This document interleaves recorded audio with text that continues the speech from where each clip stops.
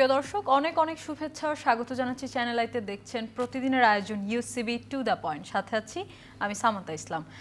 দর্শক, প্রধানমন্ত্রী তারেক রহমান চীনে অবস্থান করছেন। সই হয়েছে বিএনপি ও চীনের কমিউনিস্ট পার্টির মধ্যে ঐতিহাসিক সমঝোতা স্মারক। অন্যদিকে দেশের ভেতরে টিআইবি বলছে অন্তর্বর্তী সরকারে 1 বছরে ঘুষের লেনদেন হয়েছে 12,633 কোটি টাকা। ক্ষমতাসীন বিএনপিকে আজ একদলীয় শাসন কায়েমের দায়ে অভিযুক্ত করছে তাদেরই একসময়ের মিত্র জামায়াতে ইসলামী। সংসদে কোরআনের আয়াতের ভুল ব্যাখ্যা নিয়ে চলছে আরেক রাজনীতি। অন্যদিকে জামায়াতপন্থী আইনজীবীদের পদত্যাগের রাজনীতি, এমপি পুত্র বনে গেছেন ছায়া এমপি। সব কিছু নিয়ে আমরা কথা বলবো, কি চলছে বাংলাদেশের রাজনীতিতে। আমাদের সাথে আজকে দুজন গুরুত্বপূর্ণ অতিথি আছেন মাহবুব আজিজ, সিনিয়র সাংবাদিক এবং কলামিস্ট, স্বাগত জানাচ্ছি আপনাকে। আছেন barrister S M Shahriar Kabir, আইনজীবী, বাংলাদেশ সুপ্রিম কোর্ট, আপনাকেও স্বাগত জানাচ্ছি। ধন্যবাদ সময় দেওয়ার জন্য। শাহরিয়ার কবিরকে দিয়ে শুরু করতে চাই। 7 জন ডেপুটি অ্যাটর্নি জেনারেল, 11 জন সহকারী অ্যাটর্নি জেনারেল পদত্যাগ করেছেন, যারা জামায়াতপন্থী হিসেবে পরিচিত। বিএনপি প্রশ্ন তুলছে যে 4 মাস সরকারের সকল সুবিধা নিয়ে এখন পদত্যাগ করার মানে আসলে কি দাঁড়ায়? বিএনপি যেটা বলছেন, আবার উনি আবার আমার লার্নের সিনিয়রও, সরাসরি এই কথাটা, প্রথম কথা হলো এনারা তো কাজ করছেন যখন সরকার প্রথমে ইউনূস সরকার অ্যাপয়েন্টমেন্ট দিলেন। অ্যাটর্নি জেনারেল সাহেব, ইউনূস সরকারের আগে অ্যাটর্নি জেনারেলের অ্যাপয়েন্টমেন্ট হলো 6 তারিখে। তখন কিন্তু কোনো সরকারও গঠন হয়নি। তারপরে এনাদের সবাইকেই অ্যাপয়েন্টমেন্ট দেওয়া হলো এবং আপনার মাধ্যমে সারা দেশবাসীকে জানাচ্ছি 225 জনের মধ্যে 17 জন কত পার্সেন্ট হয়। সো এই পার্সেন্টেজে দিছেন, এনারা কাজ করে যাচ্ছে তখন থেকে। সো সরকার এসে যেমন তাজুল সাহেবকে চেঞ্জ করছেন, তো এটা সরকার তার নিজের জন্য চেঞ্জ করতেই পারে। কিন্তু এইখানে আমাদের কথা হলো যে আমি যদি আমার কাজটা ঠিকমতো করতে না পারি তাহলে আমার কি করা উচিত। যেমন আমার লার্নের সিনিয়র ব্যারিস্টার ফিদা এম কামাল সবসময় বলতেন, উনি যেদিন অ্যাটর্নি জেনারেল হয়েছেন সবসময় বুক পকেটে রেজিগনেশন লেটার নিয়ে ঘুরতেন। কেন? যদি সরকার আজ্ঞাবহ হয়ে কাজ করতে হয়, রুল অফ ল এস্টাবলিশ করতে না হলে আমি জানি না সেই সময় পদত্যাগ করতে পারি।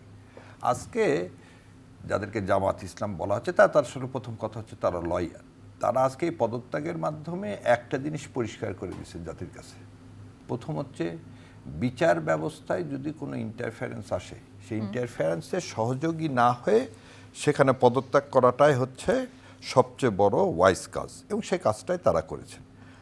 আমাকে যদি এখন সরকার আজ্ঞাবহ হয়ে কাজ করতে হয় তাহলে সেটা খুবই নিন্দনীয়। তৃতীয় কথা হচ্ছে, উনি বলছেন গত 4 মাসে তারা সরকারের পক্ষে কাজ করছে কিনা। শোনেন, আইনজীবী হিসাবে প্রথম কথায় আমরা জ্ঞানী, আমরা আইনে যা আছে সবাই আমার চোখে সমান, এবং আইনকে ঊর্ধ্বে করার জন্য যা যা করা লাগে তাই করব। তবে বোধোদয় হতে 4 মাস লাগলো কিনা সেটি জানতে চাই। না, বোধোদয় হতে 4 মাস লাগলো না। কথা হচ্ছে 4 মাসে যখন আমার উপরে কি আসবে, তারা কি বলছে এক্সকিউজটা দেওয়া, যে যখন সরকার কি করতে চাচ্ছে না, ইন্ডিপেন্ডেন্ট জুডিশিয়ারি এস্টাবলিশ করতে চাচ্ছে না, তখনই কিন্তু তারা করলেন। কেন? এই মাসে ছিল, সেই মামলায় আমিও আছি, ইন্ডিপেন্ডেন্ট জুডিশিয়ারির হাইকোর্টের রায়ের এগেনস্টে সরকার আপিল করছে। সেই আপিলটা সরকার স্ট্যান্ড ওভার করে সেপ্টেম্বরে নিয়ে গেছে, সেটা এই মাসেই ঘটছে। তারপরে ওনারা দেখলেন যেহেতু জুডিশিয়ারি ইন্ডিপেন্ডেন্স হচ্ছে না, অ্যাটর্নি জেনারেল অফিস ইন্ডিপেন্ডেন্স হচ্ছে না, তখন কী করার আছে? তখন আইনজীবী হিসাবে আইনকে সমন্বিত করার জন্য, বাবা আমি তো এর মধ্যে যাব না। এবং আপনাদের আর একটা জিনিস বলি, আজকের এই সমাজে যখন সবাই assistant attorney general, deputy attorney general হওয়ার জন্যে জীবন ছেড়ে দেয়, সেখানে পদত্যাগ করে এবং প্রমাণ করা হয়েছে কি যে আমরা কেউ এই পদের জন্য লালায়িত না। ওকে, আমরা একটু মাহবুব আজিজের কাছে শুনি। মাহবুব আজিজ, কি মনে করছেন, পলিটিক্যাল স্ট্যান্ড বাজিয়েটি নাকি আসলে নিজের স্বার্থে পদত্যাগ করেননি? দেখুন, এই বিষয়টা তো আসলে মাত্রই ঘটলো, এবং আমরা যদি একটু এর পেছনের আরও কিছু সূত্র ধরে কথাবার্তা বলি, তাহলে আসলে কতখানি যে আদর্শগত চর্চা হচ্ছে রাজনীতিতে সেটা নিয়ে প্রশ্ন থাকে।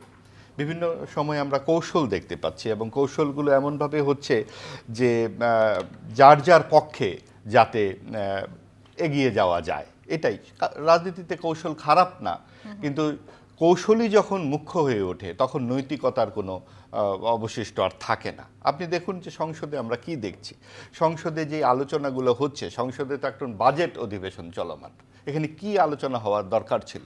যে সরকার যে বাজেটটা উপস্থাপন করেছেন সেই জায়গাতে আলোচনা সমালোচনা করে কোন কোন জায়গাতে আরো অর্থনৈতিক যেই খাতে রাজনৈতিক দৃষ্টিভঙ্গিটাই প্রকাশ পাওয়ার কথা ছিল। আমরা কি দেখছি? ওয়াশিং মেশিন নিয়ে আলাপ দেখছি, ওভেন নিয়ে আলাপ, মুতা বিবাহ নিয়ে আলাপ। তো এই যে আলাপগুলো আমরা দেখতে পাচ্ছি সেটা আসলে রাজনৈতিকভাবে দেশের জন্য, জাতির জন্য কতখানি উপকারী হচ্ছে। এবং এই জায়গাতে আপনি দেখুন, যখন অর্থমন্ত্রী বক্তব্য রাখলেন একটি, তার যে বাজেট বক্তৃতায় তিনি বললেন জাতীয় সংসদে যে তিনি বলেছেন যে অর্থনৈতিক ইঞ্জিন বিগত 1.5 দশকের বেশি সময় ধরে ক্রমেই দুর্বল হতে হতে একেবারে ধ্বংস হয়েছে।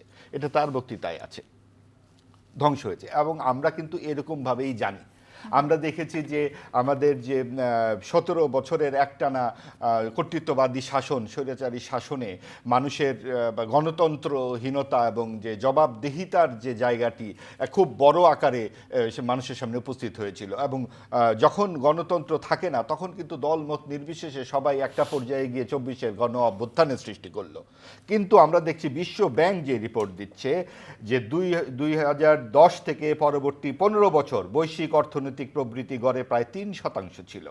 এই নির্দিষ্ট 1.5 দশকে চীনের গড় প্রবৃদ্ধি ছিল 5.7%, বাংলাদেশ ও ভারতের 6.24%, সেখানে পাকিস্তানের ছিল 3.5 ও শ্রীলঙ্কার 3.2। এবং সবচেয়ে দেখবার মতো একটি বিষয় হচ্ছে যে 2006 সালে যখন বিএনপির শাসন শেষ হয় তখন বাংলাদেশের জিডিপি ছিল $72 মিলিয়ন, আর যখন 24 সালে আওয়ামী লীগ ক্ষমতা ছাড়ে তখন জিডিপি $450 বিলিয়ন। অর্থাৎ আমি একটু শেষ করি প্রসঙ্গটা, যে আপনি যখন $450 বিলিয়ন প্রবৃদ্ধি রেখে যাবেন তার মানে তখন অর্থনৈতিক ব্যাপারটা একেবারে মুক্তব্রে ছিল না, যথেষ্টই ভালো ছিল। এবং বিশ্বের যে 6টি দেশ প্রবৃদ্ধিতে শীর্ষস্থান সেখানে বাংলাদেশ একটি, এটা বিশ্বব্যাংকের রিপোর্ট। তারপরেও মানুষ কেন রাস্তায় নামলো? তার মানে গণতন্ত্র এবং জবাবদিহিতাটা খুব জরুরি। আপনি 3টা নির্বাচন যখন আমিডামি করলেন, রাতের বেলা করলেন, অন্ধকারের সময় একা একা করে ফেললেন, এই জায়গায় কিন্তু মানুষ ভোট দিতে চাইল এবং মানুষ তার নিজের কণ্ঠস্বরটি রাষ্ট্রে স্থাপন করতে চায়। আমরা আজকে কি দেখছি? সংসদের ভেতরে যেই কার্যক্রম আমরা দেখছি সেখানে কি অন্তর্ভুক্তিমূলক সমাজ আমরা দেখতে পাচ্ছি? বিএনপি কি আসলে সেই দিকে আগাচ্ছে, গণতন্ত্রের দিকে? বিএনপির একক দায়িত্ব তো নয় এটি। এর আগে যেই গণ অভ্যুত্থানটি হয়েছে সেই গণ অভ্যুত্থানের পরে যেই সরকার এলো, বিএনপি তো তার রাজনীতি করবেই, জামাত তো তার রাজনীতি করতে চাইবে। আপনি ইকোনমি নিয়ে কথা বলছিলেন, বাংলাদেশের সবচেয়ে বড় বাণিজ্য ঘাটতি চীনের সাথে, বাণিজ্য মন্ত্রী সংসদে জানিয়েছেন। এখন আসলে তারেক রহমান চীনেই আছেন এবং ভারতকে প্রতিহত করার জন্য চীনের সাথে প্রতিরক্ষা চুক্তি সইয়ের আহ্বান জানিয়েছেন আমাদের শাহরিয়ার কবির। আপনি এই ব্যাপারকে কিভাবে বিশ্লেষণ করবেন? দেখুন, 4 মাস বয়সী একটি সরকার, এই সরকার এসেছে, তার যে রাজনৈতিক দৃষ্টিভঙ্গি, অর্থনৈতিক দৃষ্টিভঙ্গি, সেইভাবেই সে কাজ করবে এবং সে তার ইশতেহার দিয়েই এসেছে। এই বিএনপি তার নির্বাচনী ইশতেহারে বলেছে তার পররাষ্ট্রনীতি কি হবে। অনেকেই অনেক ধরনের প্রত্যাশা চাইতেও পারে। অনেকে তো বলছে যে আমাদের সীমান্তে লোকজনের হাতে অস্ত্র দিয়ে দিতে হবে যাতে ভারতের সাথে যুদ্ধ করতে পারে, কারণ তাদের পক্ষে এগুলো বলা খুব সহজ। কিন্তু মূল বাস্তবতাটা কি সেইটা তো তাদেরকে বুঝতে হবে। এবং আমরা যখন একটা আপত্তি জানাই, এই যে আপত্তির জায়গাগুলো আপনি দেখেন, বিশ্বব্যাংকের তথ্য এবং আমাদের যে মানুষের যে দাবি দাওয়া সেটার মধ্যে কিন্তু অনেক ফারাক আছে। অর্থাৎ উন্নয়ন কখনো গণতন্ত্রের বিকল্প হতে পারে না এবং কূট কৌশলও কখনো রাজনৈতিক কৌশলের বিকল্প হতে পারে না। আজকে এই যে আপনি পদত্যাগের কথা বলছেন, এই সমস্ত কিছুই কিন্তু মূল সমস্যাকে পাশ কাটিয়ে যাওয়া। আপনারা যে সংস্কারের কথা বলা বলি হয়, আপনি কি সংসদে সেই সংস্কার নিয়ে কোনো আলোচনা দেখেন জামাতের পক্ষ থেকে? প্রথম অধিবেশনে 1.5 মাস যেই সংসদ অধিবেশন চলেছে সেখানে জুলাই সনদ এবং সাংবিধানিক সংস্কার ছাড়া আর কি আলাপ হয়েছে? আমাদের সংবিধান সংস্কার ছাড়া দেশে কি আর কোনো সংস্কারের প্রয়োজন নাই? যে 11টি কমিশন তৈরি হয়েছিল আপনাদের মনে পড়ে, নারী সংস্কার কমিশন, দুদক কমিশন, পুলিশ কমিশন। জামায়াত জোট তো নতুন করে সবকিছু শুরু করতে চাচ্ছে, সংবিধান সংস্কারের মধ্য দিয়ে সেটি শুরু হবে। কেন তারা নতুন করে শুরু করতে চাচ্ছে? তারা চাইলেই হবে। আমিও তো নতুন করে অনেক কিছু শুরু করতে চাই। আমার তো এই বয়সে আমি আবার নতুন করে পঞ্চম শ্রেণীতে ভর্তি হয়ে আমার শিক্ষা জীবন আবার শুরু করতে চাই। সেটা আমার ব্যাপার, সেটা রাষ্ট্রের সাথে কতখানি প্রাসঙ্গিক সেটা রাষ্ট্র ঠিক করবে এবং জনতা ঠিক করবে। তারা চাইলেই বলল, তাদের তো অতীত ইতিহাসের সাথে তো অনেক কিছুই আছে। গণভোটের রায় কিন্তু সেটাই ছিল যে সংস্কার হবে। গণভোট কাদের পক্ষে ছিল? সংস্কার তো হচ্ছেই। বিএনপি তো সংস্কারের বিপক্ষে নয়। বিএনপি তো বলেছে যে আমরা যে বিএনপি 11টি কিন্তু সংশোধনের পক্ষে, সংস্কার না। হ্যাঁ, সংশোধন আর বিড়ালটি কালো না সাদা সেটা তর্কের বিষয় নয়, বিড়ালটি ইঁদুর ধরতে পারে কিনা সেটাই হচ্ছে বিষয়। আপনার যে 80 দশকে 10 বছর এরশাদ ক্ষমতায় ছিলেন, কোন সংবিধানের আওতায় ছিলেন? যখন শেখ হাসিনা রাতের বেলা ভোট করে ফেললেন, সেটা কোন সংবিধানের আওতায় ওকে, আমরা করলেন? একটু অর্থাৎ সরে সংবিধানে কমে সবকিছু লেখা থাকলেই যে সেটি হবে বা হবে না তা নয়। অর্থাৎ মূল সমস্যা পাশ কাটিয়ে নিজেদের অতীত ইতিহাস, অন্ধকার ইতিহাস পাশ কাটানোর জন্য অনেকেই নতুন কথা বলতে পারে, কিন্তু সেটার সাথে আমরা শাহরিয়ার রাষ্ট্রের কোনো কবিরের কাছে সম্পর্ক শুনি। নেই। শাহরিয়ার কবির, বিএনপি কে এখন দিল্লির সাথে কোনো সমঝোতায় পৌঁছাচ্ছে কিনা? ভারতে তো আবার ভিসা চালু হয়ে গেল আমরা দেখছি। আচ্ছা, তার আগে একটু উত্তর দিই। প্রথম কথা হলো যে আমরা তো দেশবাসীকে সত্যটা বলার জন্য আসি। বোধহয়, if I am not wrong, Padma সেতুর টাকাটা রিফিউজ করছিল তখন আইএমএফ। তাদের মূল যুক্তিটাই ছিল শেখ হাসিনা যে স্ট্যাটিস্টিক্স দিচ্ছেন অর্থনৈতিক, সেটা ফেক।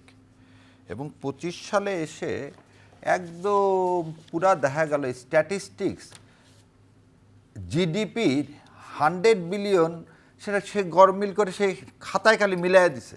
আজকে সংসদে দাঁড়িয়ে, মহান সংসদে, এটা হচ্ছে কনস্টিটিউশনের বাধ্যবাধকতা, প্রতি বছরে যে খরচ করবে গভর্নমেন্ট সেটা কি করতে হবে, সংসদে প্লেস করতে হবে।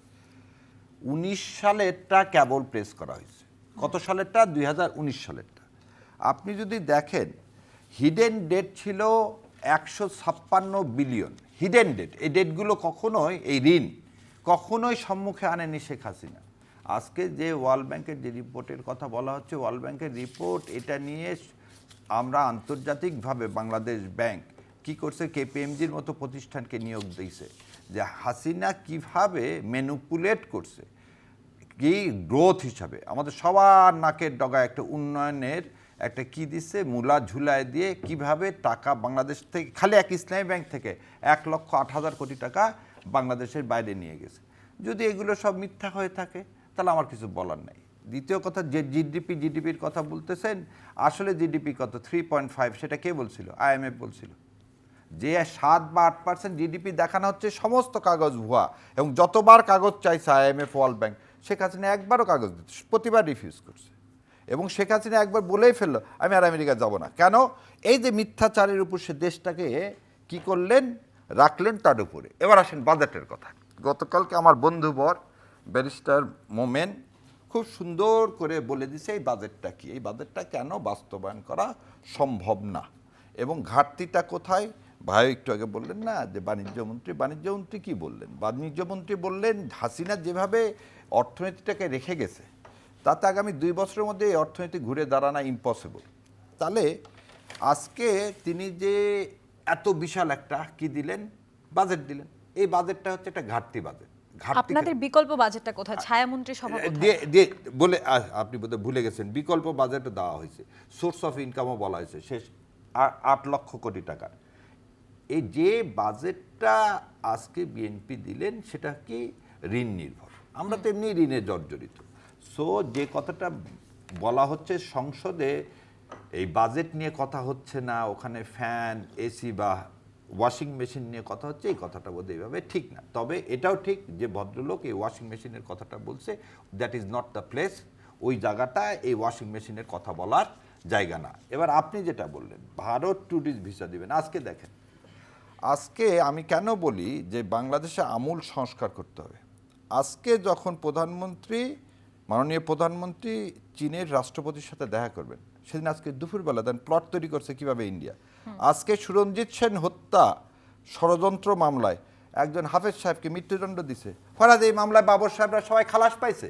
এই মামলায় কোনো সাক্ষী নাই। 164-এর উপর ভিত্তি করে আজকে কেন দিল? যাতে আজকে দুপুরবেলায় ঠিক খালেদা জিয়ার সহ যেমন সিরিজ বোমা হামলা হয়েছে, যেমন আজকে আমি পেপারে দেখতে পাচ্ছি, বিভিন্ন জায়গায় দেখতে পাচ্ছি কালো পতাকা উত্তোলনের জন্য এক ধরনের লোকগুলোকে সেট করা হচ্ছে, যাতে একটা দেশে একটা ইনস্টেবল অবস্থা চলে যায়।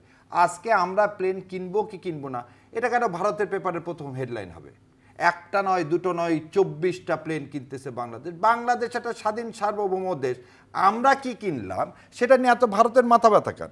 ভারত আজকে আর একটা জিনিস, আপনি কি পৃথিবীর কোথাও শুনছেন একজন কূটনীতিককে মন্ত্রী পদমর্যাদা দেয়? ওকে এখনই তাড়ান, নালোকে কালকে মুখ্যমন্ত্রী বানায় দিবে। আজকে তো খালি মন্ত্রী বানাইছে, দুদিন পর ওকে মুখ্যমন্ত্রী বানায় দিবে। এই ত্রিবেদীকে এখনই ঘাট ধরে দেশ থেকে পার করেন। আর ওই যে আমাদের স্পিকার সাহেব বলছে না যে শোনেন, মুক্তিযুদ্ধ, উনি একটা মুক্তিযোদ্ধা, উনি বললেন যে আমি যে অসম সাহস 24 সালে দেখছি এই যুবকদের মাধ্যমে, ইনশাল্লাহ দেশ ভারত কেন আমেরিকা এসেও ইনশাল্লাহ দখল করতে পারবে না। আমিও বারবার বলি ভারতের যে প্ল্যান দখল করা, সেই প্ল্যান থেকে সরে আসতে হবে, এবং ভারতের দখল করার প্ল্যান নিয়ে যারা এসে হাসিনার উন্নয়নের রূপকার হিসাবে যারা এস্টাবলিশ করতে চাইবে, এই বয়ান মানুষ প্রত্যাখ্যান অলরেডি করছে, এবং সেটা গতকালকে প্রমাণ মানুষ হয়ে 24-এ গেছে। যেভাবে দাঁড়িয়েছিল আবার সেভাবে দাঁড়াবে।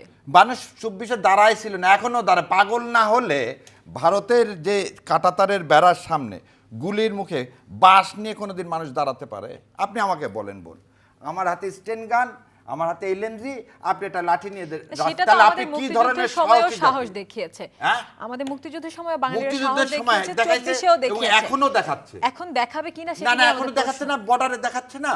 এই এক দুজনের কথা না, তো এক আপনি- দুজন কথা, সারা বাংলাদেশে কত হাজার বর্ডার, কত হাজার মাইল বর্ডার আছে আপনি জি, বলেন। শারীরিক- গতকালকে এটা তো আপনি একটা দেখেন। বিচ্ছিন্ন ঘটনা। না না আপনার না, একটা বিচ্ছিন্ন যুদ্ধ করতে ঘটনা হলে না। দেশের আপনি সকলকে সাথে নিয়ে নামতে হবে। যে আপনি একটা জিনিস বুঝেন, দেশের সকলকে সাথে নিয়ে নামবে। আপনি কোথায় আছেন? খালি ডাক দিয়ে আচ্ছা, দেখেন। ভারতের সাথে আপনি যুদ্ধটা করবেন কেন সেটা বলুন। ভারতের সাথে যুদ্ধ আমি করবো না, ভারতই করবে। ভারত আমাকে করদ্রাষ্ট্র বানাচ্ছে, আমি তো ভারতের দিকে তাকাচ্ছেই না। আমি কি বলছি ভারতের সাথে এক হব? আমার আকাশ বাতাস এক।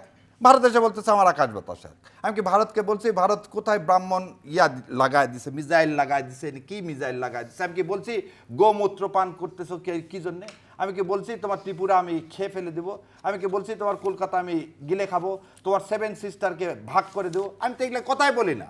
ও রাত দিন এক কথা যে 122 মাইল লম্বা করতে হবে, কি চিকেন নেককে ও এখানে লাগায় দিছে কিছু লোককে। তারা কি কি হিন্দি নতুন আপনি তো ভাষা। অভিযোগ করেছেন হিন্দু বৌদ্ধ খ্রিস্টান ঐক্য পরিষদ ভারতের নির্দেশে আচ্ছা, মুসলমানদের হিন্দু বিরুদ্ধে বৌদ্ধ উস্কানি দিচ্ছে। পরিষদ আসলে কিছু না, না, এটা কিন্তু হচ্ছে আপনি নতুন কি হিন্দু সুনির্দিষ্ট লীগ। প্রমাণ আবার বলে ছাড়া দিচ্ছি। একটা আগে- সম্প্রদায়কে দোষারোপ করতে পারেন? আমি আপনাকে বলে দিচ্ছি, প্রথম কথা, হিন্দু খ্রিস্টান বৌদ্ধ, এই যে এটা হচ্ছে একটা ক্যান্সার বাংলাদেশের জন্য। এটা আসলে একটা হিন্দু লীগ।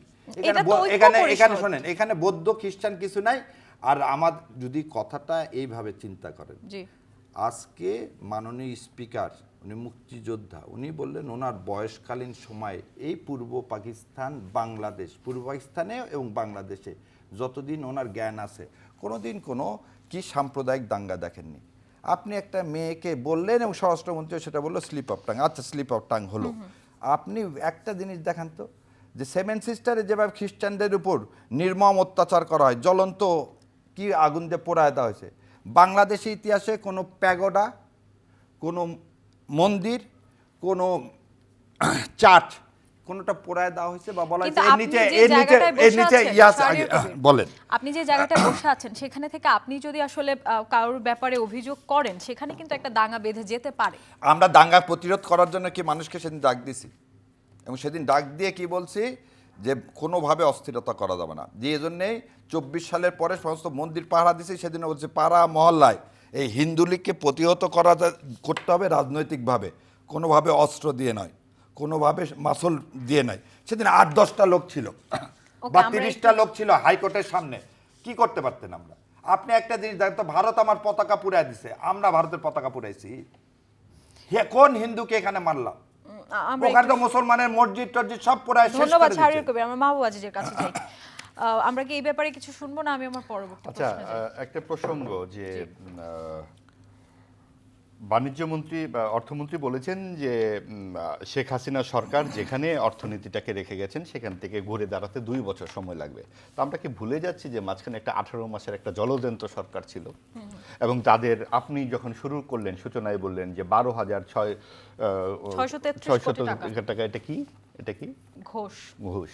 তার মানে বেরোচ্ছে তো কত কিছুই তো বেরোচ্ছে। তার মানে এই যে 18 মাসে সবচেয়ে বেশি যে ঘটনাটা ঘটেছে সেটা হচ্ছে দেশটিতে সাম্প্রদায়িক একটা উগ্রবাদী নানান রকম কথাবার্তা, নানান রকম আচরণ, একদম রাজনৈতিক আদর্শকে তারা প্রতিষ্ঠিত করে দিয়ে গেছে। এবং এই জায়গায় আপনি দেখুন, আপনি বলতে পারেন কোথায় প্রতিষ্ঠিত করলো? জুলাই সনদ নিয়ে এত কথা হয় না? ওই বইটির ভূমিকাতে আপনি দেখবেন সেখানে পাকিস্তান শব্দটি নাই, লেখা আছে হানাদার বাহিনীর সঙ্গে যুদ্ধ করুন 1971 সালে। তো হানাদার বাহিনী হয় কি করে পাকিস্তান, এবং সেটা সরকারিভাবে লেখা হয়। এবং তারপরে মুক্তিযুদ্ধকে লেখা হয় প্রতিরোধ যুদ্ধ। বিসিএস পরীক্ষায় সেই ঘটনা ঘটেই গেছে অন্তর্বর্তী সরকার। আপনি দেখুন দীপুচন্দ্র দাসকে পুড়িয়ে মারা হলো একজন হিন্দু ধর্মের মানুষকে, এবং সেখানে আপনি দেখুন যে কি পরিস্থিতি। আমাদের এই দেশে তো কখনোই আমরা এই ধরনের সাম্প্রদায়িক এইরকম অবস্থা তো দেখি নাই। এই যে মাজার ভাঙা, আপনার মুক্তিযুদ্ধের স্থাপত্য ভাঙা, একের পর এক ইতিহাস বিকৃতি, বিভিন্নভাবে ইতিহাস বিকৃতি, সঙ্গীতের ব্যাপারে নানান রকম ছায়ানোটে হামলা, উদীচিতে হামলা, গণমাধ্যমে হামলা। আসলে চুপ করেছিল, তাই নয়? বিএনপি কি করেছে এটা বিএনপির ব্যাপার, জামাত কি করেছে জামাতের ব্যাপার। মূল ঘটনাটা দায়িত্ব কার ছিল? আমি কিন্তু এখানে বিএনপি বা জামাতকে দোষ দিতে চাচ্ছি না। দোষটা হচ্ছে অন্তর্বর্তীকালীন সরকার করেছেটা কি? তার কি কোনো ম্যান্ডেট ছিল এগুলো করবার? তার ম্যান্ডেট ছিল হানাদার বাহিনী লেখার। এই ম্যান্ডেট সে কোথায় পেল? 24-এর গণ অভ্যুত্থানে যখন আমরা এইভাবে অসাম্প্রদায়িক গান শুনেছি, জন্ম আমার ধন্য হলো, মুক্তির মন্দিরের সমাদলে, তখন কি একবার বলা হতো যে এই বঙ্গবন্ধু শেখ মুজিব ভারতের চরেটে বলার পরে আপনি দেখতেন তো 24-এর গণ অভ্যুত্থানে? আমাকে একটু সহজটা করতে দেন এই প্রসঙ্গটা। এখন কি জনগণ এভাবে নামবে আবার জামায়াতে ইসলামী ডাক দিলে? 24-এর গণ অভ্যুত্থানের বাস্তবতাটা কি? কেন নেমেছিল? নেমেছিল যে গণতন্ত্র এবং জবাবদিহিতার প্রশ্নে। সেখানে কোনো সাম্প্রদায়িক প্রশ্ন ছিল না। সেখানে ছিল আমার ভোট আমি দেব, যাকে খুশি তাকে দেব, অন্তর্ভুক্তিমূলক একটা সমাজের আকাঙ্ক্ষায়, যেটা জাতীয় পার্টি জোর করে 80 দশকে ফ্রিডম পার্টিকে বিরোধী দল বানিয়েছিল, আওয়ামী লীগ জোর করে জাতীয় পার্টিকে বিরোধী দল বানিয়েছিল, অন্তর্বর্তীকালীন সরকার জোর করে জামাত এবং এনসিপিকে বিরোধী দল বানিয়ে গেছে। তাদের চেষ্টা ছিল এই জামাত এবং এনসিপিকে সরকারেই বসিয়ে যাবে, কিন্তু মানুষের যে বিপুল স্রোত, সেই 2/3 ভোটে বিএনপিকে ক্ষমতায় এনেছে, এবং বিএনপি সেখানে খুব স্বাভাবিকভাবেই এই জুলাই সনদের নামে এই প্রতারণার দলিলকে তারা বাস্তবায়িত করছে না। সেখানে তারা যেই 2/3 যে গণরায় নিয়ে এসেছে, এই পিআর পদ্ধতির নামে যে বাহানা করতে চাচ্ছে, অর্থাৎ সব কিছু একটা বিকেন্দ্রীকরণের নামে সাম্প্রদায়িক শক্তির হাতে তুলে দেবার যে খায়েশ ছিল অন্তর্বর্তী সরকারের, সেইটা বিএনপি বন্ধ করে দিয়েছে, এবং তা দিয়েছে মানুষের বিপুল রায়ে। অর্থাৎ যেদিকে দেশ যাচ্ছিল পাকিস্তানমুখী, আমরা ভারতের সাথেও যেভাবে চোখে চোখ রেখে কথা বলবো, আমরা পাকিস্তানের সাথেও যেভাবে চোখে কথা বলবো, আমরা সারাদিন ভারত বিরোধিতা করব, ভারতের আধিপত্যবাদী রাজনীতির কথা বলবো, কিন্তু চিকিৎসার জন্য ভারতে ছুটে যাব, কোরবানির সময় গরুর জন্য ভারতে ছুটে যাব, সুতা আমদানি করবো 140% পারে। আপনি এত যে চুক্তির কথা বলা হয়, দেশ বিক্রি চুক্তি, অন্তর্বর্তীকালীন সরকার একটি ভারতের সাথে কেন বাতিল করলো না, এবং তাদের উপদেষ্টারা কেন বললো আমরা তো কোথাও খুঁজে পাচ্ছি না যে চুক্তি কোথায়? আপনি বলা হয় করদ রাজ্য বানাতে চাইবে, ভারতের রাজ্যের অভাব পড়েছে? আপনার 54 বছর লাগলো করদ রাজ্য বানাতে। আপনার যখন 71-এর মুক্তিযুদ্ধ হয়, বঙ্গবন্ধু তার জীবনের অধিকাংশ সময় জেলে কাটিয়েছেন ভারতের অঙ্গরাজ্য বানানোর জন্য। এটা তো খুব সহজ ছিল অঙ্গরাজ্যে পরিণত হয়ে যাওয়া।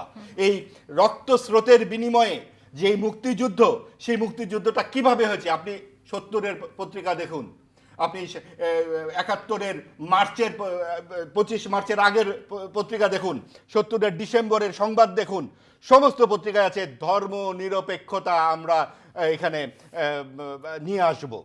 এবং সেই ধর্মনিরপেক্ষতা কোনটা? ভারতের কনস্টিটিউশনেও যা নাই। পাকিস্তান ইসলামপন্থী দেশ, ভারত হিন্দুত্ববাদী দেশ, বাংলাদেশ অসাম্প্রদায়িক দেশ। এই জায়গাটিতে বাংলাদেশ পৌঁছতে তাদের রক্ত স্রোত পেরিয়ে আসতে হয়েছে। আজকে এই 24-এ গণঅভ্যুত্থানের পর কোত্থেকে উদয় হলো এই জামাত এবং এনসিপি এসে, তারা শুরু করলো 47-এর ইতিহাস, তারা 40-এর ইতিহাস ভুলে গেল। লাহোর প্রস্তাবে বলা হয়েছিল যেই অঞ্চলগুলোতে মুসলিমরা প্রধান, তারা সকলেই স্বাধীন রাষ্ট্র হবে, পশ্চিম পাকিস্তানের অন্তর্ভুক্ত হবে না পূর্ব পাকিস্তান। তখনও জামাত বিরোধিতা করে এই এই এই কাণ্ড ঘটানোর চেষ্টা করেছে, এবং সেইটা মৌদুদি সাহেব, তাদের যে প্রধান নেতা, সেও বলেছিল যে গণতন্ত্র হচ্ছে একটা কুফরিদের শাসন, কারণ তাতে আল্লাহর সার্বভৌমত্বকেও প্রশ্ন করা হয়। সেই মৌদুদি সাহেবকেও তারা এখন মানে না। তারা যখন যা প্রয়োজন তখন সেই অর্থে কথা বলে, কখনো জাতীয় পার্টির সাথে, কখনো আওয়ামী লীগের সাথে, কখনো বিএনপির সাথে, এখন এনসিপির সাথে তারা গাঁটছড়া বেঁধেছে। আসল কথা হচ্ছে আওয়ামী লীগের যে ট্র্যাক রেকর্ড মুক্তিযুদ্ধের নেতৃত্ব দেওয়ার, এটা আপনারা ভাঙবেন কি করে? ভাঙতে পারেন না বলেই স্বাধীনতা 2.0 বলতে হয়, ভাঙতে পারেন না বলেই ইতিহাসের এত মস্করা আপনাদের করতে হয়। ইতিহাসকে নিয়ে এই টানাটানি 24-এর গণ অভ্যুত্থানে কেন করতে হয়নি? কারণ আমাদের চোখের সামনে ছিল আমরা রাতের বেলা ভোট হচ্ছে, আমরা কথা বলতে পারছি না, আমরা প্রশ্ন করতে পারছি না, আমরা জবাবদিহিতার শাসন চাই। এইটুকুই যদি করা যেত, তাহলে যেটা সলভ মেটার, মুক্তিযুদ্ধের ইতিহাস নিয়ে এত বিতর্ক কেন? এটা তো রাষ্ট্রপতি জিয়াউর রহমান 15 খণ্ডের দলিলে অনুপঙ্খভাবে লিখে গেছেন। এটা তো সলভ মেটার। এগুলা নিয়ে কেন কথা বলা হয়? কথা বলা হয় 71-এর ওই যুদ্ধপরাধের ওই অপরাধীদেরকে বাঁচিয়ে দেবার জন্য। শাহরিয়ার কবিরের কাছে যায়, আপনারা কি 24-এর যে আন্দোলন সেটাকে মুষ্টিগত করে ফেলেছেন ইতিমধ্যে? আর বাংলাদেশের ভালো কি আপনারা চান কিনা, নাকি শুধুমাত্র একটি সাম্প্রদায়িক বা ডানপন্থার দিকে দেশকে নিয়ে যেতে চান? অনেকগুলো কথা তো বলা যায়, জোরে করে বললে তো সব কিছু হবে না। কথাটা একটা জিনিস ধন্যবাদ দিতে চাই যে জামাত ইসলাম আর মওদুদীপন্থীর মধ্যে নেই, এইটা থেকে যে আজকে একটা সত্য বের হলো, এই জন্যে অন্তরস্থল থেকে ধন্যবাদ। আচ্ছা, হিন্দু ধর্মের মানুষকে পুড়িয়ে মারছে, এটা কি কোনো একটা গার্মেন্টসের একটা ছেলেকে পুড়িয়ে মারলো যারা, এটা কোনো সাম্প্রদায়িক দাঙ্গা ছিল কোথাও? রামিসা কি কোনো সাম্প্রদায়িক দাঙ্গা? হাদি কি কোনো সাম্প্রদায়িক দাঙ্গা? না। এদেশে যারা এই কথাগুলো বলে তারা সাম্প্রদায়িক দাঙ্গার কথা সৃষ্টি করতে, কিন্তু একটা বারও আমি শুনলাম না যে পলাশবাড়িতে কেন রাম মন্দির নির্মাণ করা হচ্ছে। ভারতেও যত বড় রাম মন্দির নাই, পলাশবাড়িতে তত বড় রাম মন্দির নির্মাণ করা হচ্ছে। আগে শেষ করতে দিব, ওনাকে বলার সময় বলেননি, আমাকে একটু বলতে দেন। রাম মন্দির নির্মাণ কথা বলা হচ্ছে না, যখন 122 মাইল প্রশস্ত করতে চাওয়া হচ্ছে চিকেন নেক, কোথায়? পাকিস্তান তো চায়নি। ভারত কেন চায় আমার চিকেন নেক প্রশস্ত করতে? যখন একটা মেয়ে এখানে ভারতের সেনাবাহিনীকে ডাক দেয়, আমাদের এখানে হিন্দুরা কি নাই, নিরাপদ নাই, তার কথা বলা হয় না। যখন সেই মেয়েটার দুঃসাহস হয় আমার হাদিকে জঙ্গি বলার, সে বিষয়ে বলার কারো কোনো কথা শুনি না। যখন বলে কি শুভেন্দু দাদা হাসিনা আপাকে প্লেনে নিয়ে আসবে, সেজন্য আমরা বসে আছি, তখন সেই মেয়ের নাম শুনি না। যখন বলে গত 15 বছর হাসিনার আমল নাকি হিন্দুদের জন্যে কি ছিল, প্রথমে তারা আসবে সনাতনীর বেশে, তারপর বলে কি হিন্দুর জন্য স্বর্গরাজ্য ছিল, সেই কথাগুলো এখানে শুনি না কেন? আজকে এই কথা শোনার আগে এদেশের মানুষকে আবার একবার চিন্তা করেন, আজকে কোন জায়গায় নিয়ে যাচ্ছে বয়ান। কি বয়ান? জুলাইয়ের দলিল একটা প্রতারণার দলিল। জুলাইয়ের দলিল একটা প্রতারণার দলিল। এই হাজার হাজার সন্তানদের রক্ত এবং এই হাজার হাজার যারা আজকে আহত হয়েছে তাদেরকে বলতেছে প্রতারণা। 24 ছিল ভারতের আধিপত্যবাদের বিরুদ্ধে একটি অবিসম্বাদিত বিপ্লব, আর 71 সালের 16 ডিসেম্বর ছিল আওয়ামী লীগ কর্তৃক ভারতের হাতে বাংলাদেশ করদ্রাষ্ট্রের সূচনা বা বাংলাদেশের পরাধীনতার দিন। আমি আবার বলে দিচ্ছি, 71 সালের 16 ডিসেম্বর বাংলাদেশের পরাধীনতার দিন শুরু। আপনি মুক্তিযুদ্ধকে স্বীকার করছেন না, আপনি তো কনফিউশন তৈরি করেন। আমার কথাটা আমাকে শেষ করতে দেন, আমাকে শেষ করতে দেন। আমি তো আমার কথাগুলো বলতে চাচ্ছি, উনি যখন বলে গেল তখন তো বলেননি এগুলো প্রশ্ন। উনি যখন বললেন জুলাই দলিল প্রতারণার দলিল, একবারও বললেন না তো। আমি বলতেছি বাংলাদেশের মুক্তিযুদ্ধ, এই যুদ্ধ আমি আগেও বলছি, এখনো বলতেছি। মুক্তিযুদ্ধ নিয়ে যদি উনি বলতো আমি সেখানেও আগে না বলছে উনি, আর মুক্তিযুদ্ধের কথা অনেক কথা বলছে, জামাত নিয়ে। আমি জামাত না, বিএনপি না, কারো কথা বলতেছি না, আমি আমার কথা বলতেছি, আমার আন্ডারস্ট্যান্ডিং বলতেছি, এটা আমার স্বাধীনতা। কিন্তু একটা সলভ ইস্যু নিয়ে তো আপনি বলতে পারেন না। এটা কোনো সলভ ইস্যু না তো। মুক্তিযুদ্ধ মীমাংসিত না। 30 লক্ষ লোক মারা গেছে জীবনে কোনো দিন? কোন ইউনিয়নে 11,000 লোক মারা যায়? তাহলে আপনি আপনি একটা জিনিস বলেন তো। আগে একটা বাংলাদেশে বসেছিলেন না? আরে আমার কথাটা, আমরা পরাধীন বাংলাদেশে ছিলাম। আপনি বলেন তো, আপনি একটা কথা বলবেন, গুম করা হবে, এর নাম কি স্বাধীনতা? এর নাম স্বাধীনতা? আপনাকে আয়নাঘরে নিয়ে যাওয়া হবে, এর নাম স্বাধীনতা? আপনার পেট কেটে নৌকায় করে নিয়ে যায় ফেলে দেওয়া হবে, এর নাম স্বাধীনতা? আপনি আমার সাথে একটু আগে স্বীকার করলেন যে মুক্তিযুদ্ধ হয়েছে, এখন আপনি মুক্তিযুদ্ধ মানেন না। করেন না, আপনি বয়ান দিন না, আপনি যেকোনো একটা বলেন। আমাকে আগে বলতে দেন ভাই। জি জি, আপনি অবশ্যই আপনি বলুন, কিন্তু আপনি যেকোনো এক কথাই থাকুন। আমার মুক্তিযুদ্ধ ছিনতাই করে নিয়ে গেছে ভারত, এবং 16 ডিসেম্বর আমার পরাধীনতা শুরু। পাকিস্তানের হাত থেকে আমি ভারতের হাতে পড়ে গেছি। আবার বলেছি, যে স্বাধীনতা যুদ্ধ আমরা শুরু করছিলাম, যে মুক্তিযুদ্ধ আমরা দেখছি, সেটা সম্পূর্ণ এখনো হয়নি। 24 হচ্ছে সেদিন দ্বিতীয় স্বাধীনতা। আমাদের প্রথম স্বাধীনতা কবে জানেন? 7ই নভেম্বর 1975।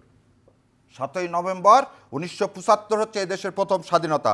16 ডিসেম্বর কোনোদিন সে স্বাধীনতা ছিল না। সেটা শুরু হয়েছে যেটা 25 তারিখ রাত থেকে, সেটা প্রথম স্বাধীনতার স্বাদ পাইছিল এদেশের মানুষ 7ই নভেম্বর বিজয় দিবস। আপনি আবার একটা জিনিস বলেন, আবার বলছেন যে স্বাধীনতা শুরু হয়েছে 25শে মার্চ কালো রাতের থেকে সে স্বাধীনতা শেষ হয়নি 7ই নভেম্বর 1975 সাল পর্যন্ত।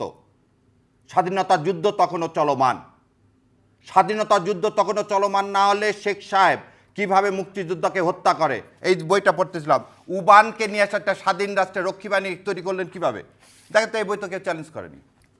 উবানকে নিয়ে এসে আপনি বাংলাদেশ একটা স্বাধীন দেশ, এদেশে জেনারেল উবানকে নিয়ে এসে যে মুজিব বাহিনী নামে ট্রেনিং দিয়ে একটা সশস্ত্র গ্রুপ তৈরি করছিল, তাকে রক্ষী বাহিনী করার দায়িত্ব দিলেন, এর নাম স্বাধীনতা।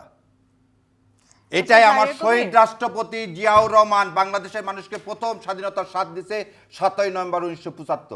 তো যদি স্বাধীনতা বিজয় দিবস হতে হয়, সেটা হতে হবে 7ই নভেম্বর 1975। আমি আবার বলছি, মুক্তিযুদ্ধের শুরু 25শে মার্চ 1971, প্রথম স্বাধীনতা বিজয় দিবস 7ই নভেম্বর 1975। ওকে, আপনি কি এখন স্বাধীন? এখন হ্যাঁ, অবশ্যই এখন স্বাধীন। এখন তো বিএনপি ক্ষমতা, এখন আপনি কি না, বিএনপি ক্ষমতায় না। আমার 24 সালে 36শে জুলাই আমরা স্বাধীনতা পাইছি ভারতের আধিপত্যবাদের বিরুদ্ধে। সেজন্য দেখবেন না ভারতের গা চুলকায়। তো এখনো তো আপনারা বিএনপির বিরুদ্ধে কথা বলছেন। আমরা বিএনপির বিরুদ্ধে না, এটা তো অপোজিশন থাকবে রে ভাই, গণতন্ত্রের বিরুদ্ধে। না, আমার কাছে তো মনে হয় যে জামায়াত, না আমার বলেন না, আমার কাছে আওয়ামী লীগের মতো কি আমি বাংলাদেশকে ভারতের হাতে তুলে দিছে বিএনপি না বা জামাত ইসলাম? আমার মনে হচ্ছে যে যতদিন জামায়াতে ইসলামী ক্ষমতায় না আসবে ততদিন আপনাদের মনে হবে যে বাংলাদেশ স্বাধীন না। এটা আপনার মনে হতে পারে, আমার কাছে তা না। জামাত ইসলাম ক্ষমতায় না আসলে কিছু যায় আসে না, বিএনপিও যদি থাকে তাও এদের স্বাধীনতা পাবে। ওকে, জেনে খুশি হলাম যে আমরা এখন একটি স্বাধীন দেশ আছি। এটা আপনার, এটা জেনে খুশি, এটাই মানতে হবে। বিএনপি যতবার আসছে ততবার এদেশ ভারতের হাত থেকে, কাল সবল থেকে সবসময় রক্ষা পাইছে। এই জন্য জিয়াউর রহমানকে হত্যা করা হয়েছে, বেগম খালেদা জিয়াকে হত্যা করা হয়েছে, আজকের প্রধানমন্ত্রীকে যে সবাই হত্যা করবে, এবং সে হত্যা করতে পারে একমাত্র ভারত। ওকে, শারীরিক কবি, আমরা এই চীন সফর নিয়ে এত মাথা ব্যথা কেন? আমাকে বলেন, চীন সফর নিয়ে ইন্ডিয়ার এত মাথা ব্যথা কেন? আমরা একটা স্বাধীন দেশ, কোথায় যাব তাতে তার মাথা ব্যথা কেন? আপনি আমাকে বলেন আমি প্লেন কিনবো, তার মাথা ব্যথা কেন? তারপর আপনি বলবেন তার মানে কি স্বাধীন আমরা? যখন বুঝবেন ভারত আপনার বিরোধিতা করছে, তখন বুঝবেন আপনি স্বাধীন। আর ভারত যখন বললো আপনি ঠিক আছেন, তখন বুঝবেন আপনি পরাধীন। 15 বছর ভারত বলছে আপনি খুব ভালো করতেছেন, মানে 15 বছর আপনি ছিলেন পরাধীন। কিন্তু আপনি ইনফরমেশন পান কিভাবে প্রধানমন্ত্রীকে ভারত হত্যা করবে? না, আমি বললাম তো, জিয়া রহমানকে হত্যা করছে কে? আপনি কি অস্বীকার করেন ভারত হত্যা করেনি? বেগম খালেদা জিয়াকে হত্যা করছে ইন্ডিয়া, আপনি অস্বীকার করেন? আজকে ইলিয়াস আলীকে হত্যা করছে ইন্ডিয়া, আপনি অস্বীকার করেন? আগে কথা বলেন, আপনি এটা বলেন হাদিকে হত্যা করছে ইন্ডিয়া, এটা অস্বীকার করেন? বাংলাদেশের যতগুলো খুন করা হয়েছে, আগে আমাকে তথ্য প্রমাণ ছাড়া? আর তথ্য প্রমাণ ছাড়া কেন? আপনি বইগুলো পড়েন রে ভাই। আপনি তো সব সময় বই নিয়ে ঘুরেন। আমি না, আমার কাজ হচ্ছে বই পড়া এবং সেই বই থেকে জ্ঞান আহরণ করে বলা। আজও তো একটা কথা বলবো না তো। আপনি বলেন যে না, জিয়া রহমানকে ইন্ডিয়া হত্যা করেনি, না আমি তো প্রমাণ ছাড়া বলতে পারি না। আচ্ছা, তাহলে আপনি বিচার হয়েছে আজ পর্যন্ত, কেন বিচার হয়নি? আপনি প্রশ্ন শুনুন। আপনাদের সংরক্ষিত নারী আসনের এমপি নুরুন্নিসা সিদ্দিকা বলেছেন ছেলে মেয়েদের সমান অধিকার হলে ছেলেরা কেন বেতন ছাড়া পড়তে পারে না, যেখানে মেয়েরা বেতন ছাড়া পড়ছে। উনি একজন নারী কোটার এমপি হয়ে এটি বলেছেন, আপনার কাছে এটার বিশ্লেষণ কি? আচ্ছা, নুরুন্নিসা সিদ্দিকা আপা যে কথাটা বলছেন, সে কথাটার আমার কাছে ইন্টারপ্রিটেশন হচ্ছে, একটা মানুষ বলতে এমপি সাহেব তিনি সমান অধিকার যদি চান, আপনারা তো বলেন যে আপনারা কি আন্ডার প্রিভিলেজ, একটা মেয়ে বিএ পাস পর্যন্ত ফ্রি পড়লো, তাহলে একটা ছেলে ক্লাস 10 পর্যন্ত। কিন্তু মেয়েরা তো আসলে আন্ডার প্রিভিলেজ বাংলাদেশে। না, বাংলাদেশে কোনোদিন আন্ডার প্রিভিলেজ না। আপনি এই কথা চিন্তা করুন না, আমাদের কাজ শোনেন, এই একটা জিনিস আপনি বলেন, মাকে যেভাবে আমরা সবসময় মা জাতিকে যে জায়গায়, সেটা তো মাথার উপরে মুকুট আসলে। এবং আপনি একটা জিনিস চিন্তা করেন, পাহাড়িরা আন্ডার প্রিভিলেজ, সাঁওতাল বুনারা আন্ডার প্রিভিলেজ। আমার মুকুট মানে কি? ধর্ষিতা হওয়া, নিগৃহীত হওয়া, নির্যাতিত হওয়া। এখন আপনাকে একটা কথা বলি, যে ওই যে ওইটার নাম কি, চিন্ময় ঠাকুরের জামিন চান, চিন্ময় ঠাকুরেরা বলছে ও ছেলেকে বলাৎকার করতো, সে কথা বলেন না কেন? চিন্ময় ঠাকুর যে বাচ্চাদেরকে বলাৎকার করতো, না এটা আমি কোনো জায়গায় দেখলাম না তো। সে চিন্ময় ঠাকুরের যে জামিন হওয়া উচিত না? না, আগে বলেন আপনারা মাদ্রাসার কথা বলেন। না, আমার কথা হলো মাদ্রাসার কথা বলেন। ইসকন যে প্রতি মুহূর্তে ছোট ছোট বাচ্চাকে বলাৎকার করতেছে, তার কথা তো আমি কথা শুনি না। চিন্ময়ের ভক্ত নিজে বলতেছে তাকে ভোগ হিসাবে ছোট বাচ্চা দিতে হতো। আমরা সবগুলো নিয়ে কথা বলবো, যেখানে কথা হচ্ছে ইসলাম নিয়েও বলবো, মাদ্রাসা নিয়েও বলবো। এইটাই হলো কথা। সেজন্য ছেলে মেয়ে সবাইকে সমান সুযোগ দেয়। আপা এটা বলতেই পারে, এটা তো অন্যায় কিছু নাই তো। শারীরিক কবির অবশ্যই ছেলে মেয়েদেরকে সমান অধিকার দিব, কিন্তু মেয়েরা তো এখনো পিছিয়ে আছে। যখন সমান অবস্থানে আসবে তখন সমান অধিকার পাবে। যদি সংসদে পাস হয় হবে না। তো আপনি এটা বলবেন, এতক্ষণ আপনি কথা বললেন কেন? আমি তো প্রস্তাব দিতেই পারি সমান অধিকার। জি, আমরা মাহবুব আজিজের কাছে শুনি। নুরুন্নিসা সিদ্দিকার এই প্রস্তাবকে আপনি কিভাবে দেখছেন? আচ্ছা, তার আগে একটু কথা বলে নেই। যে আমাদের জাতির দুর্ভাগ্য যে স্বাধীনতার 54-55 বছর পরে যদি সরাসরিভাবে এই ধরনের কথা বলা হয় যে 16ই ডিসেম্বর আমাদের বিজয় দিবস নয়, এটা নিয়ে আমাদের ভাবা দরকার যে কোন পর্যায়ে পৌঁছলে এই কথাগুলো বলা যায় এবং এর দায় কি 17 বছরের আওয়ামী লীগ যেভাবে একটানা ক্ষমতায় ছিল সেটা কি তারা অস্বীকার করতে পারে? এই যে আওয়ামী লীগ মুক্তিযুদ্ধটাকে সামনে ধরে এনে অনির্বাচিতভাবে আমি দামি একটা সংসদ বানিয়ে আমরাও মামুদের সংসদ বসিয়েছিল, কওমি জননী হয়েছিল এবং সাম্প্রদায়িক শক্তিকে লালন পালন করে ভেবেছিল যে ভোট করতে পারবে না, তারই তো রেজাল্ট আমরা আজকে দেখতে পাচ্ছি এই কথাবার্তাগুলো। একটা স্বাধীন দেশে বাংলা ভাষায় আমরা কথা বলছি এবং আমরা বলছি যে আমরা 16ই ডিসেম্বর স্বাধীন হই নাই, কারণ এই 7ই নভেম্বর পর্যন্ত আমাদেরকে 7ই নভেম্বরে আমরা স্বাধীন হয়েছি। তো রাষ্ট্রপতি জিয়াউর রহমান 1972 সালের 16ই ডিসেম্বর প্রথম বিজয় দিবসে তার লেখা একটি জাতির জন্ম, এটা দৈনিক বাংলায় প্রকাশিত হয়।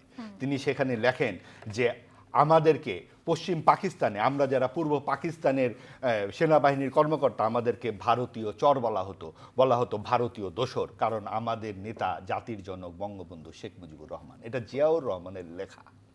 এবং এই জায়গায় এই জিয়াউর রহমানই যখন ঘোষণা দিলেন স্বাধীনতার এবং তারপর যখন তিনি রাষ্ট্রপতি হলেন, আবারও বলছি তার আমলে 15 খণ্ড মুক্তিযুদ্ধের দলিল লেখা হয়েছে, সেখানে সব কিছুই অনুপঙ্খ বিবরণ আছে। এখন এক একজন এক একটা কোথার থেকে এক একটা বই নিয়ে সোথা নিয়ে ঘুরে বেড়ান এবং বলেন অমুক এটা লিখেছেন, তমুক এটা লিখেছেন, এবং এই তমুক অমুক ভুলে যায় যে এই যদি তাদেরকে অঙ্গরাজ্যই করতে হতো তাহলে এত রক্তের সাগরের বিনিময়ের প্রয়োজন ছিল না। এটা সরাসরি কথা। আরেকটি কথা, তারা বহু অপরাধের কথা বলে, 15ই আগস্ট 1971-এর একটি শব্দও তারা করে না। এবং এই দিনের যেই ঘটনাটি ঘটলো, 8 বছরের একটা শিশু সহ 22 জনকে নিহত করা হলো, আপনি দেখুন, ভারত করেছে, আপনি দেখুন, সেটা তারাই জানে, তারা তো সব বই পুস্তকে লেখা পায়, এটা হয়তো তারা বলতে পারবে। কিন্তু ঘটনাটা হচ্ছে, আপনি একটু মিলিয়ে দেখুন তো, এই ঘটনার পর কারা বাংলাদেশকে স্বীকৃতি দিল? ওই যারা 71-এর 16ই ডিসেম্বরকে বিজয় দিবস মানে না, এই তারা, তাদের ভাই ব্রাদাররা পাকিস্তান, সৌদি আরব সহ এই পুরো দক্ষিণপন্থী যে দেশগুলো, এই 75 পর্যন্ত, এই 15ই আগস্ট পর্যন্ত কেউ বাংলাদেশকে স্বীকৃতি দেয়নি। কারণটা কি? তারা মানতেই পারেনি যে একটা অসাম্প্রদায়িক দেশ এভাবে মাথা উঁচু করে পৃথিবীর মানচিত্রে পথ করে লাল সবুজের পতাকা উড়বে। এবং এই জায়গাতেই তাদের মূল রাগ। আপনি রাষ্ট্রপতি জিয়াউর রহমান বলুন, ইন্দিরা গান্ধী বলুন, রাজীব গান্ধী বলুন, বেনজির ভুট্টো বলুন, এই উপমহাদেশে কি রাষ্ট্রনায়করা অনেকেই নিহত হয়েছেন, বঙ্গবন্ধু শেখ মুজিবুর রহমান নিহত হয়েছে, কিন্তু একেবারে ছোট্ট বাচ্চা থেকে শুরু করে একেবারে সবাই মিলে কেন? আদর্শকে এত ভয় কেন? আপনি এতবার বলা হয় বাকশাল পাশ হয়েছিল কবে? জুন মাসের 6 তারিখ। উনি মারা গেলেন 1.5 মাসের মাথায়। এই 1.5 মাসেই উনি লক্ষ লক্ষ মানুষ মেরে ফেললেন। আপনার পত্রপত্রিকা গণমাধ্যম নাই দেশে? 25শে মার্চে যে এইখানে পাকিস্তান এইভাবে মানুষ মারলো, এটা কি পৃথিবী, তখন তো গণমাধ্যম এখানে লিখতে পারে নাই, তাই বলে পৃথিবীর মানুষ এটা জানে না? এটা গ্লোবাল ভিলেজের যুগ। আপনারা খালি বললেই হলো। একটা ওই যে সিরাজ শিকদারের একটি কথা, লাল ঘোড়া দাবড়ায় নেব, আগের কথা নাই, পরের কথা নাই, লাল ঘোড়া দাবড়ায় দেব। আর ওই যে একটা জাল পরা কি বাসন্তী, এই তো ঘটনা। আরেকটা আছে 73 সালের 7 খুন, এই ঢাকা বিশ্ববিদ্যালয়। এই সব কিছুই কি বঙ্গবন্ধু নিজে নিজে মেরেছেন নাকি? বাংলাদেশের এই 54-55 বছরের রাজনৈতিক ইতিহাসে রাজনৈতিক হত্যাকাণ্ড কখন ঘটে নাই? 21শে আগস্টের ঘটনা তো এই সেই দিন 2004 সালে ঘটে নাই 21শে আগস্টের ঘটনা। তখন মানে কি? তার মানে আপনি রাজনৈতিক হত্যাকাণ্ড সব কিছুই কি আপনি রাষ্ট্রপ্রধানের উপরে চালিয়ে দেবেন নাকি? সেটাকে খালেদা জিয়া মেরেছিলেন নাকি? তাহলে সেটা বঙ্গবন্ধুর উপরে চাপিয়ে দিচ্ছেন কেন? ওই যে পাকিস্তান বাংলো কেন? পেয়ারের পাকিস্তান, পাক সার জমিন সাদবাত, মগজে ও মনে চেতনায় ওই গান ছাড়া আর কোনো গান নাই। এবং সেই কারণে এই 24-এর গণ অভ্যুত্থানের পর অন্তর্বর্তীকালীন সরকার তাদের কণ্ঠে আবার ওই গানটি তুলে দিয়েছে, যেই জন্যে স্বাধীন একটি বাংলাদেশে বসে মুক্তিযুদ্ধের প্রধান নায়কদের বিরুদ্ধে এভাবে কথা বলা যায়। এবং সেইটার দোষ আমি আওয়ামী লীগকেও দেব, যেহেতু আওয়ামী লীগ এতদিন ক্ষমতায় ছিল, তারা কখনোই মুক্তিযুদ্ধের প্রকৃত চেতনার চর্চা করে নাই। তারা অগণতান্ত্রিক এবং একটা জবাবদিহিহীন শাসন বাংলাদেশের মানুষের কাছে চাপিয়ে দিয়েছিল। বর্তমান সরকার নির্বাচনের 15 দিন আগে মুক্তিযুদ্ধের পক্ষে নিজেদের অবস্থান পরিষ্কার করেছে এবং বলেছে এই রাজাকারদের হাতে দেশ নিরাপদ নয়। কিন্তু আমরা এই 4 মাসে মুক্তিযুদ্ধের এই কোনো প্রশ্নে কিন্তু সরকারকে সরব হতে দেখলাম না, বরং সঙ্গীত শিক্ষক এই যে বন্ধের যে দাবি জামায়াতের, সেইখানে বিএনপি সরকার একমত হয়ে বসে আছে। এবং আপনি দেখুন সৌদি আরবে পর্যন্ত সঙ্গীত শিক্ষক আছে। আমাদের শিক্ষামন্ত্রী পাকিস্তানে গিয়ে উচ্চশিক্ষার জন্য চুক্তি করছেন। আমাদের জিডিপি 6.24 এবং তাদের হচ্ছে 3.25। শেখ হাসিনা নাকি জিডিপি সব কাগজপত্র লিখে দিয়েছেন, বিশ্ব ব্যাংকের প্রধান ছিলেন শেখ হাসিনা। এবং তারপরে আপনাদের অন্তর্বর্তীকালীন সরকার এবং নতুন সরকার এসেছেন, কে এই জিডিপিকে অস্বীকার করছে? এবং আমাদের যে $450 বিলিয়ন আমাদের আছে, সেটাও কি আমরা অস্বীকার করব? আমাদের 2024 সালে, একটু বলতে দেন, 2024 সালে যে $450 বিলিয়ন ছিল আর $72 বিলিয়ন ছিল 2006, এই টাকা এই অস্বীকার করব আমরা যে আমাদের টাকা আছে?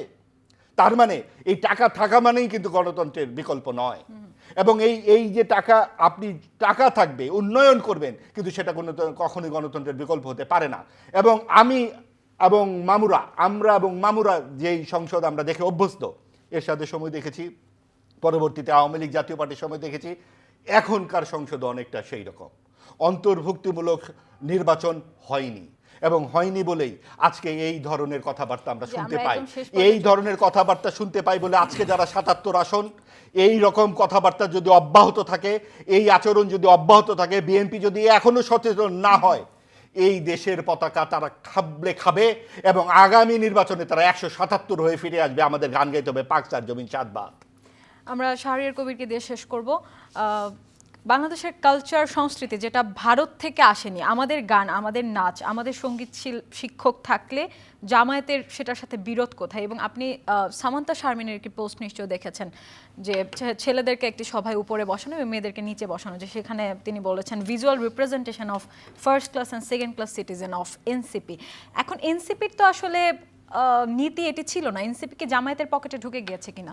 আচ্ছা, এনসির বিষয়ে আমি কোনো মন্তব্য করব না, স্পেশালি সামান্তার বিষয়ে, কারণ এটা করতে গেলে আমাকে আর একটা ছবি দেখাতে হবে। কারণ এটা যারাই করছে, আমি সেদিন বলছি বিএনপি এরকম এই কাজটা আগে করছে, এবং এটা কথাটা আগে বলেনি বোন, ওখানে যারা ছিল তারা কেউ বক্তা না, দর্শক। এখন আপনার মুখে করবে না অন্য মুখে, সেদিন বললাম সামান্তার বিষয়টা কথা না বলে প্রথমটুকুন বলি, প্রথমটাই নিয়ে বলি।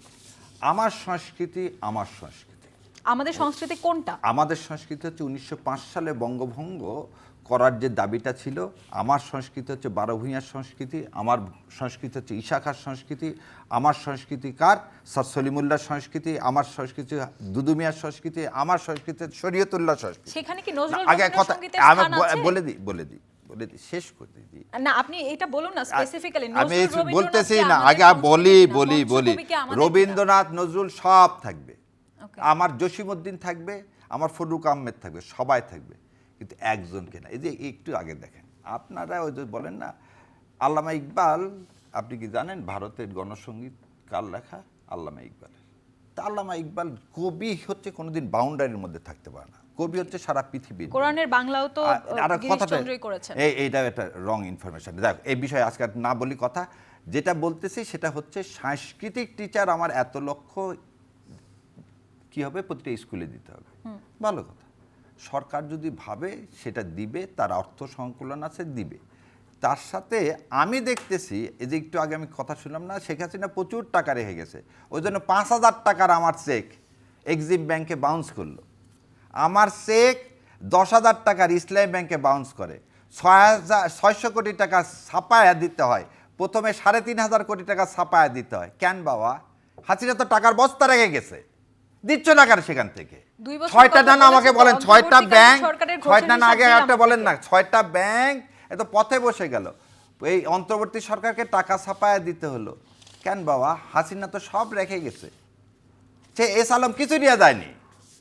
হাসিনা কি, আর হাসিনা হচ্ছে সে ওই যে বললাম শেখ এবং 71 এই ব্যবসা করতে করতে দুটাই পচে গেছে। না এই জন্যই তো পচে গেছে, বলেই তো সে পতিত হয়েছে। সেই জন্যই এখন আমরা সবাই মিলে দাবি করতেছি, চলেন প্রকৃত স্বাধীনতার কথাটাই লিখে। আর ওই যে শহীদ রাষ্ট্রপতি জিয়াউর রহমানের কথা বললেন না, শোনেন, বাংলাদেশের প্রথম রাষ্ট্রপতিকে জানেন? শহীদ রাষ্ট্রপতি জিয়াউর রহমান।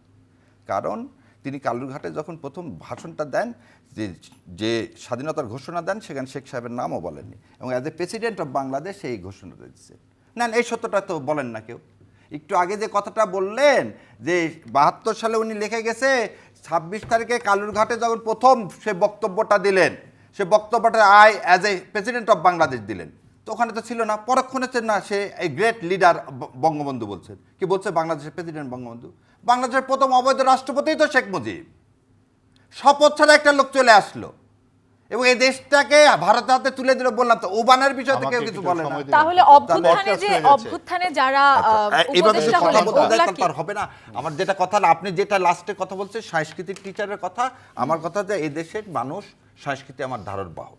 এর জন্যে এই টিচার দিবেন কি দিবেন না তাতে কোনো সমস্যা নেই। টিচার দিতেই পারে, সরকার যদি সে টাকা সংস্থান করতে পারেন দিবেন, কিন্তু সেটা খালি ওই টাকার। আপনি ইসলামিয়ার ওই মানে ইসলামিয়াত, ভূগোল, জিওগ্রাফি, আমরা বলছি পুরো শিক্ষা ব্যবস্থাটাকে কি করতে হবে, চেঞ্জ করতে হবে। কারণ শিক্ষা ব্যবস্থাকে যে জায়গায় আজকে নিয়ে গেছে, হ্যাঁ, তাহলে আপনার সিস্টেম চেঞ্জের কথা বলুন। সেটাই তো বলছি। না না না না, ওটা বলতেছি না, এটা এটা পুরো অনেক সিস্টেম। ধন্যবাদ শাহরিয়ার কবির। Thank you. শেষ করি আমরা মাহবুব আজিজকে দিয়ে। জি, ছোট্ট করে শুনবেন। দেখুন আমার তো আসলে এখানে যেটা পরিষ্কারভাবে বলবার কথাটা হচ্ছে কি, ধরেন আপনি যখন পিক অ্যান্ড চুজ করবেন বিভিন্ন বিষয়ে, তখন তো আসলে আলোচনাটা আসলে শেষ হয় না। আপনি দেখুন যে আমাদের যে একটা ধারাবাহিক ইতিহাস, সেটা যদি ওই যে 1905-এর পরে যদি লাভ দিয়ে 47-এ চলে আসে, তাহলে তো বিতর্কটা চুরি হয়, লাহোর প্রস্তাবের বিষয়টা আর থাকে না। আপনি তারপরে 71-এর মুক্তিযুদ্ধটার যে মূল জায়গাটাকে আমরা অস্বীকার করে আমাদের যে বাঙালির যে রেনেসা, আপনি দেখুন 60 দশকের বিকাশ, আমরা সেটাকে অস্বীকার করে আমরা বলছি অমুক হিন্দু তমুক হিন্দু। এবং এই দেশের আমরা যে সংখ্যাগরিষ্ঠ মুসলিম, আমরা কি এটা কি সবাই বাপমার সাথে আলাপ আলোচনা করে কি ইসলাম ধর্ম গ্রহণ করেছে নাকি? It's a given, not taken. এবং যেটা আপনি গিভেন, সেই জায়গাটিকে নিয়ে আমরা একটা সাম্প্রদায়িক রাজনীতি করার চেষ্টা করছি। এই জায়গাতে অবশ্যই সাম্প্রদায়িক রাজনীতি যারা করবে তারা করবে, কিন্তু যখন সরকারিভাবে সেটা পৃষ্ঠপোষকতা করা হয় সেটা অন্যায়, যেটা অন্তর্বর্তীকালীন সরকার করে গেছে। এবং এই জায়গার জন্য আপনি অন্তর্বর্তীকালীন সরকারের যেই সমস্ত খারাপ কাজ, এবং সেই খারাপ কাজ শেখ হাসিনা টাকার বস্তা রেখে গেছে, সেটা যেমন আমরা বলছি না, ঠিক একইভাবে শেখ হাসিনা একা সব কাজ করে নাই। এই দেশের মানুষের যে শ্রম, এই দেশের মানুষের যে ত্যাগ, কাজ, পরিশ্রম, সব কিছু অস্বীকার করে এই সাম্প্রদায়িক শক্তি। এই মানুষের পরিশ্রমের জন্য $450 বিলিয়ন আমাদের এখনো ব্যাংকে আছে, এবং তারা লুটপাট করে বলে ইসলামী ব্যাংক এখন জামাতরা লুটপাট করতে চাচ্ছে। কারণ এই লুটপাট আওয়ামী লীগ যেমন করে, জামাতও করে, অন্যান্য দলও করে। সেই লুটপাটের জায়গা থেকে আমাদেরকে বেরিয়ে আসতে হবে। এইখানে একটা অন্তর্ভুক্তিমূলক সমাজ এবং গণতন্ত্র প্রয়োজন। অনেক ধন্যবাদ প্রিয় দর্শক, যারা ইউসিবি টু দ্য পয়েন্টের আয়োজনে এতক্ষণ আমাদের সাথে ছিলেন। 1971 সালের 9 মাস রক্তক্ষয়ী মুক্তিযুদ্ধের মাধ্যমে 16 ডিসেম্বর আমরা স্বাধীনতা অর্জন করেছি, এবং সেই স্বাধীনতাকে মুষ্টিগত করতে চেয়েছিল অপশক্তি, এবং সেই অপশক্তিরও বিদায় করেছি আমরা 24-এর গণ অভ্যুত্থানের মাধ্যমে। আমাদের প্রত্যেকটি ইতিহাস আমাদের জন্য গুরুত্বপূর্ণ, আমাদের জন্য গুরুত্বপূর্ণ আমাদের দেশের সকল মানুষ, হিন্দু, মুসলিম, বৌদ্ধ, খ্রিস্টান সহ সকল মানুষ। এটি মাথায় রেখে আমাদের বাংলাদেশের যে রাজনীতির অপসংস্কৃতি, সেইটি বিদায় হবে এই প্রত্যাশায় ইউসিবি টু দ্য পয়েন্টের আজকের আয়োজন থেকে বিদায় নিচ্ছি।